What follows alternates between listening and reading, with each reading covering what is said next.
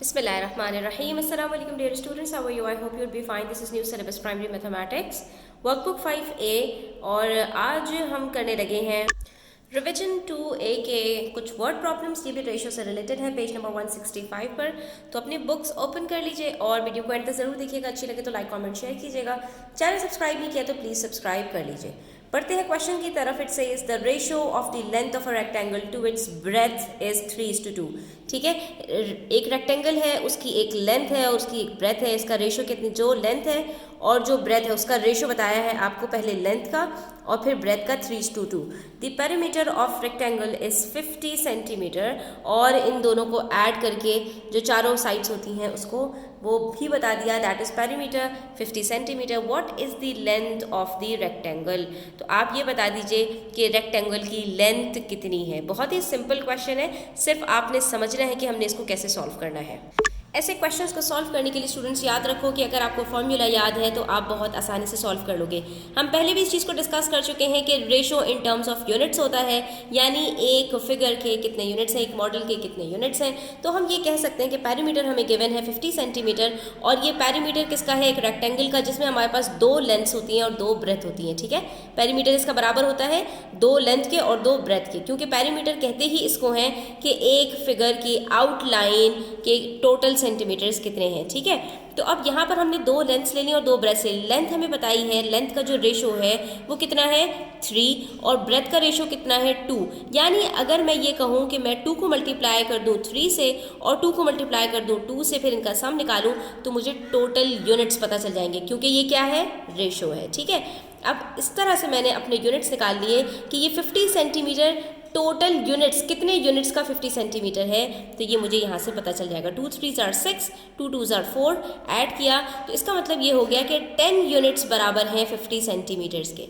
Total units कितने हो गए 10 और टोटल सेंटीमीटर्स कितने हो गए, टोटल लेंथ और ब्रेथ मिलाकर कितना हो गया 50 सेंटीमीटर। तो अगर मैं 1 यूनिट यहाँ से निकाल लूँ तो मुझे पता है कि लेंथ के यूनिट्स हैं कितने, एक लेंथ के यूनिट 3 है मेरे पास, तो मैं वहाँ से कैलकुलेट कर लूँगी कि लेंथ के मेरे पास जो 3 यूनिट्स हैं वो बराबर होंगे 3 × 5 के, दैट इज़ 15 सेंटीमीटर्स। और मैं यहाँ पर इस चीज़ को प्रूव कर सकती हूँ स्टूडेंट्स कि मेरे पास ये आंसर सही आया, क्योंकि 2 लेंथ्स हैं तो दोनों के कितने होंगे 15 और 15 सेंटीमीटर्स, और 2 ब्रेथ्स हैं तो हम इसको 2 को 5 से मल्टीप्लाई करें तो 10 बनता है।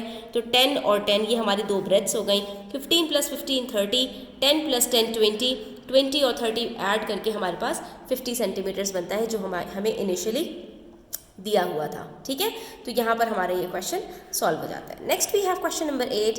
And mixed rose syrup and milk to make a bandung drink.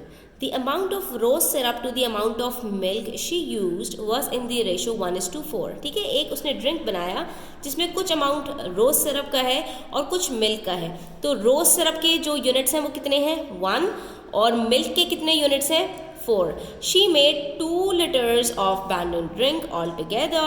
How much milk did she use? उसने 2 लीटर्स का जो है वो पूरा जूस बनाया है, तो आप ये बता दीजिए कि उसने मिल्क कितना यूज़ किया होगा। बहुत ही सिंपल क्वेश्चन है स्टूडेंट्स। यहाँ पर आपको टोटल यूनिट्स बताए हुए हैं 1 + 4 और ये यूनिट्स किसके हैं, इस पूरे 2 लीटर बैंडंग ड्रिंक के हैं। ठीक है, तो ये टोटल आपको भी बताया है अमाउंट और आपको रेशो यानी यूनिट्स भी बताए हैं। तो जब इन दोनों चीज़ों को आपको पता चल गई हैं तो आपने सिर्फ इन दोनों को एक साथ इनका रिलेशनशिप रखना है और फाइंड आउट कर लेना है कि 1 यूनिट किसके बराबर है।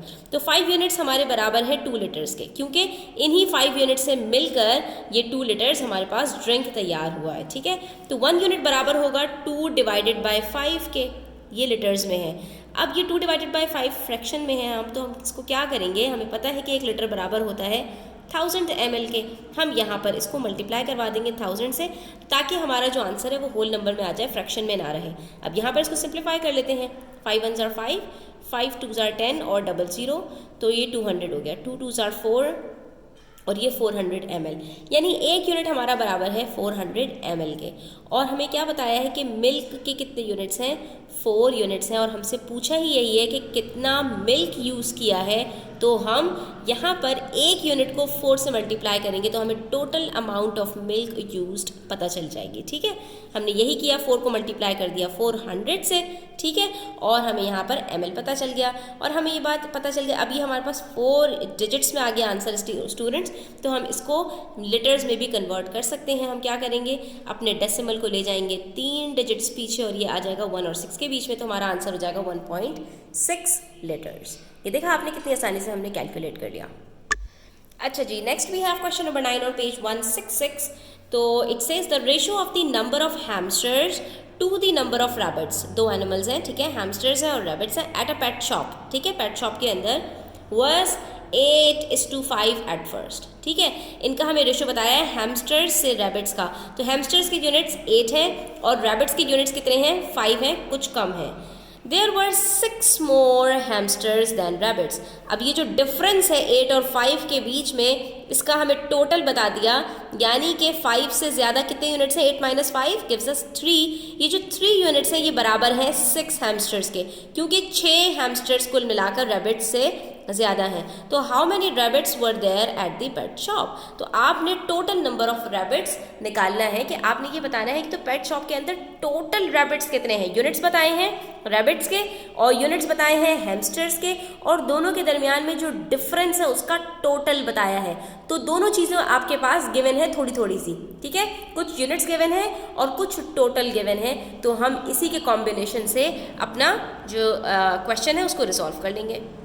तो बच्चों देखिए, कोई मसला ही नहीं है, यहाँ पर आपको हैमस्टर्स की भी बता दिए यूनिट्स, रैबिट्स की भी बता दिए, और दोनों का जो डिफरेंस है उसका टोटल भी बता दिया। तो डिफरेंस हम पहले कैलकुलेट करते हैं, 8 - 5 दैट इज 3 यूनिट्स, और इसका टोटल कितना है 6, क्योंकि दोनों के दरमियान में जो डिफरेंस है वो कितना है 6 हैमस्टर्स का।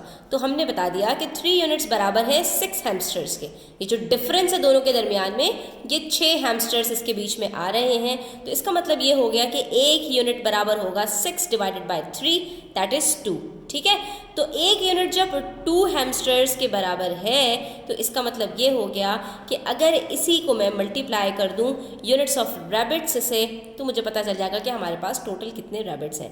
तो मैंने 5 को मल्टीप्लाई कर दिया 2 से और हमें पता चल गया कि हमारे पास 10 रैबिट्स हैं।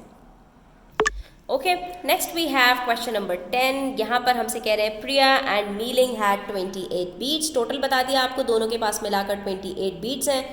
द रेशो, अब हमें रेशो भी बता दिया, the ratio of the number of beads Priya had to the number of beads Meiling had.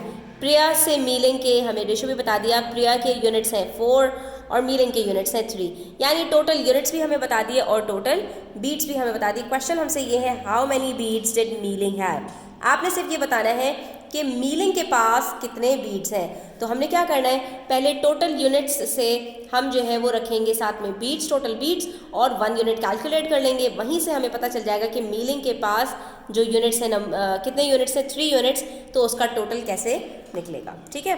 तो हमने सबसे पहले क्या करना है, total beets is equals to 28 और टोटल यूनिट्स हमारे पास कितने हैं, 4 + 3 7। ये 7 यूनिट्स हमारे पास डिवाइड हो रहे हैं टोटल बीट्स पर, तो इसका मतलब ये हो गया कि 1 यूनिट बराबर है 28 / 7 दैट इज 4 बीट्स। अगर 1 यूनिट बराबर है 4 बीट्स के, तो मीलिंग के पास 3 यूनिट्स हैं, 3 यूनिट्स बराबर होंगे 3 × 4 12 बीट्स के। इसका मतलब ये हुआ कि मीलिंग के पास कुल 12 बीट्स हैं। यहाँ पर हमारे क्वेश्चन नंबर 10 तक कंप्लीट होता है। आई होप स्टूडेंट्स कि आपको ये क्लियर हो गया होगा। स्टिल कोई क्वेश्चंस हो तो आप कमेंट सेक्शन में पूछ सकते हैं। Thanks for watching the video till the end. Take care. अल्लाह हाफिज़।